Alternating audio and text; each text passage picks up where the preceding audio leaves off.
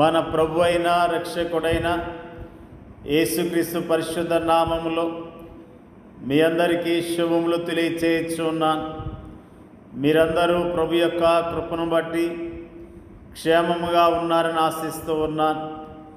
ఈరోజు బలపరిచే వాక్యము యోనా గ్రంథము 1వ అధ్యాయము 3వ వచనము.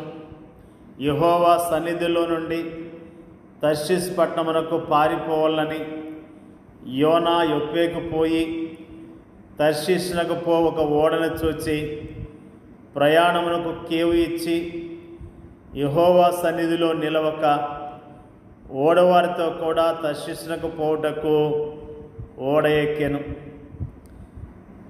ఈ రోజున మనము దైవ సేవకుడైన యోనా గురించిన మాటలు ధ్యానం చేస్తూ ఉన్నాం.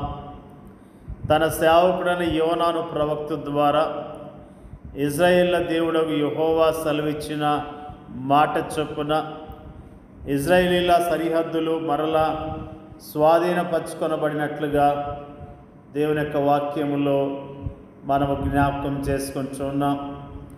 ఒకప్పుడు దేవుని ఉద్దేశాలను ప్రజలకు ప్రకటిస్తూ దేవుని చిత్తమును జరిగించిన దైవ సేవకుడు ఇప్పుడు దేవుని యొక్క మాటకు అవిధేయుడవటము ఎంత విచారకరము.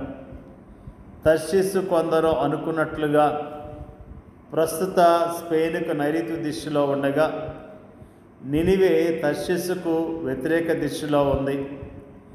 నీ ఆత్మయుద్ధ నుండి నేనెక్కడికి పారిపోదును, నీ సన్నిధి నుండి నేనెక్కడికి పారిపోదును. నేను ఆకాశమునికి ఎక్కినను, నీవు అక్కడను ఉన్నావు. నేను పాతాళమందు పడుకొనెనను, నీవు అక్కడను ఉన్నావు. నేను వేకువ రెక్కలు కట్టుకొని సముద్ర దిగంతముల్లో నివసించును, అక్కడను నీ చేయి నన్ను నడిపించును. నీ కుడి చేయి నన్ను పట్టుకున్నని దావీదు పలికిన మాటలకు భిన్నముగా ఉంది యోనా ప్రవక్తన. అతడు యెహోవా సముఖము నుండి పారిపోయేందుకు ప్రయత్నిస్తున్నాడు. మొదట్లో యోనా ప్రయాణము అతడు అనుకున్నట్లుగానే సవ్యముగా జరిగింది. అతని కోసం ఒక ఓడ సిద్ధముగా ఉంది.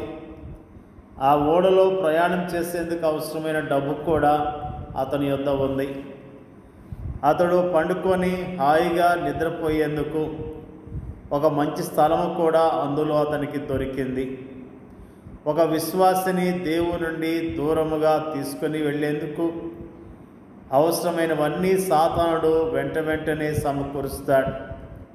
అయితే సాతానుడు సమకూర్చే పరిస్థితులు పైకి సవ్యముగా ఉన్నట్టే మనకు కనిపించవచ్చు, కానీ అవి మోసకరమైనవిగాను ప్రమాదకరమైనవిగాను ఉంటాయి.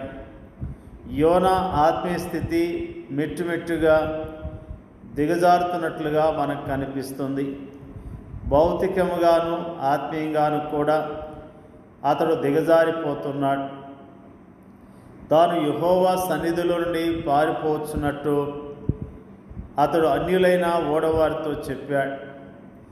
ఇజ్రాయేల్ దేవునికి ఇదెంత అవమానకరమైన విషయం.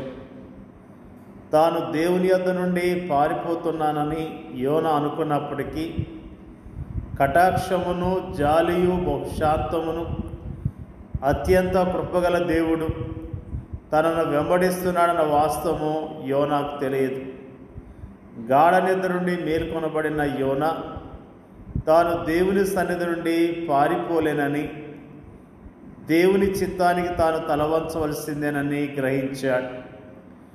ఓడనాయకుడు యోనాతో పలికిన మాటలను అపోస్తలుడైన పౌలు ఈ విధంగా ప్రతిధ్వనింపచేశాడు. నిద్రించిన నీవు మేల్కొని మృతుల్లో నుండి లెమ్ము, క్రీస్తు నీ మీద ప్రకాశించును. దినములు చెడ్డవి కనుక మీరు సమయమును పోనీక సద్వినియోగం చేసుకొనచ్చు. అజ్ఞానుల వలె కాక జ్ఞానుల వలె నడుచుకున్నట్లు జాగ్రత్తగా చూచుకొనుడి. ఇందు నిమిత్తం మీరు అవివేకులు కాక ప్రభు యొక్క చిత్తమేమిటో గ్రహించుడి. యోనా భక్తుడు దేవుని యొక్క సన్నిధి నుంచి పారిపోతున్నట్లుగా ఈ రోజున మనము జ్ఞాపకం చేసుకున్నాం. నిజంగా దేవుని సన్నిధి నుంచి మనం ఎక్కడికి వెళ్ళగలుగుతాం? మనం ఎంత రహస్యముగా గదిలో కూర్చున్నా, ఎవరికీ తెలియకుండా రహస్య ప్రదేశాల్లో కూర్చున్నా, అవన్నీ కూడా దేవునికి తేటగా తెలియదు. మరి చాలామంది విశ్వాసులు ఈ దినాల్లో దేవుని సన్నిధి నుంచి దూరముగా పారిపోతున్నారు. దేవుని యొక్క సన్నిధిలో దేవుని చిత్తాన్ని జరిగించవలసిన దేవుని ప్రజలు దేవునికి దూరముగా వెళ్ళిపోతూ ఉన్నారు. లోక ఆశల్లో పడిపోయి, లోక చింతల్లో కూరుకొని పోయి దేవునికి దూరముగా వెళ్ళిపోతూ ఉన్నారు. యోనా వెళ్ళటం ద్వారా ఎంతగానో బాధపడ్డట్లుగా దేవుని యొక్క వాక్యము తెలియజేస్తున్నది. మానవులైన మనము ఆయనకు దూరముగా వెళ్ళినప్పటికీ ఆయన అత్యంత కృపగల దేవుడు, దయగల దేవుడు. ఆయన మనకి సహాయం చేస్తూనే ఉన్నాడు. నిజముగా దేవుని యొక్క చిత్తానికి దూరముగా ఉన్నట్లయితే ఈరోజైనా నువ్వు ప్రభు సన్నిధిలో ఒప్పుకొని సరిచేసుకొని పశ్చాత్తాపడి దేవుని బిడ్డగా, దేవుని చిత్తాన్ని జరిగించే బిడ్డగా జీవించాలని ప్రభు నామములో జ్ఞాపకం చేస్తూ ఉన్నారు. దేవుని యొక్క ఉద్దేశాన్ని నెరవేర్స్తే దేవుడు సంతోషపడతాడు. యోనా అవిధేయత వలన చాలా నష్టము కలిగేది. దేవుడు కలగచేసుకొని యోనాను నినివే పట్టణానికి పంపించాడు. యోనా నినివే పట్టణానికి వెళ్ళటము ద్వారా, దేవుడు చెప్పిన వర్తమానం చెప్పటం ద్వారా ఆ దేశమంతా ప్రజలు పశ్చాత్తాపడి దేవుని నమ్ముకొని రక్షించబడ్డట్లుగా దేవుని యొక్క వాక్యము తెలియజేస్తున్నది. ప్రేమైన దేవునికి బిడ్డలారా, మనము దేవుని మాటకు విధేయత చూపించడం ద్వారా దేవుని నామానికి ఘనత వస్తుంది. అనేకులు దేవుని తెలుసుకొని దీవించబడతారు. నిజముగా మనలో ఉన్న అవిధేయతను విడిచిపెడదాం, మనలో ఉన్న నిర్లక్ష్యాన్ని విడిచిపెడదాం, మనలో ఉన్న పాపాన్ని విడిచిపెట్టి దేవుని చిత్తాన్ని జరిగించడానికి పూనుకొందాం. మనకిచ్చిన పనిని చక్కగా చేద్దాం, ప్రభుని గణపడదాం. మన ద్వారా దేవుని యొక్క నామం ప్రకటించబడాలి, అనేకులు రక్షించబడాలి, దేవుని నామానికి ఘనత రావాలి. ఆ విధముగా మనం దేవుని కొరకు జీవిద్దాం. దేవుని యొక్క వాక్యాన్ని దీవించునుగాక. పరిశుద్ధుడైన మా తండ్రి, నీకు వందనాలు, స్తోత్రాలు. భక్తుడైన యోనా గురించి అయ్యమ్మ జ్ఞాపకం చేసిన విధానం బట్టి నీకు వందనాలు తండ్రి, నీకు స్తోత్రాలు. ప్రభా, నీ సేవకుడు ప్రభా నీ మాట వినకుండా పారిపోయినా కానీ అతన్ని ప్రభా జ్ఞాపకం చేసుకున్నావు. అతన్ని మరణానికి అప్పగించకుండా అతని ద్వారానే నీ చిత్తాన్ని జరిగించిన విషయాన్ని ఈ రోజున జ్ఞాపకం చేసుకోవడానికి ఇచ్చిన కృపను బట్టి నీకు వందనాలు. మేము నీ ప్రజలుగా జీవిస్తున్నాం తండ్రి. నీ మాటకు విధేయత చూపించడం మాకు నేర్పించండి. మేము విధేయత చూపించడం ద్వారా అయ్యా నీ నామం మహింపరచబడుతుందని, నీ నామము ఘనత చెందుతుందన్న విషయాన్ని గుర్తించడానికి ప్రభా విధేయులుగా జీవించడానికి కృప దయచేయండి. మరి ముఖ్యంగా ప్రార్థన చేయించున్నాం తండ్రి.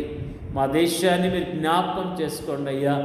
నీ నామం ఎరిగిన ప్రజలు ఎంతోమంది అవిధేయులుగా జీవిస్తున్నారు ప్రభువా. నీ చిత్తాన్ని జరిగించకుండా జీవిస్తున్నారు. ఒక్కొక్కరితో మాట్లాడండి ప్రభువా. పడిపోయిన స్థితి నుంచి లేవనెత్తి అయ్యా నీ పరిచర్యలో బలంగా వాడుకోమని ప్రార్థన చేయించున్నాం తండ్రి. స్తోత్రాలు. మా దేశాన్ని కనికరించండి, మా దేశ ప్రజలను రక్షించండి, కాపాడమని ప్రార్థన చేయించున్నాం. మరి ముఖ్యంగా ప్రపంచవ్యాప్తంగా నీ సేవ చేస్తున్న సేవకులందరినీ బలపరచండి.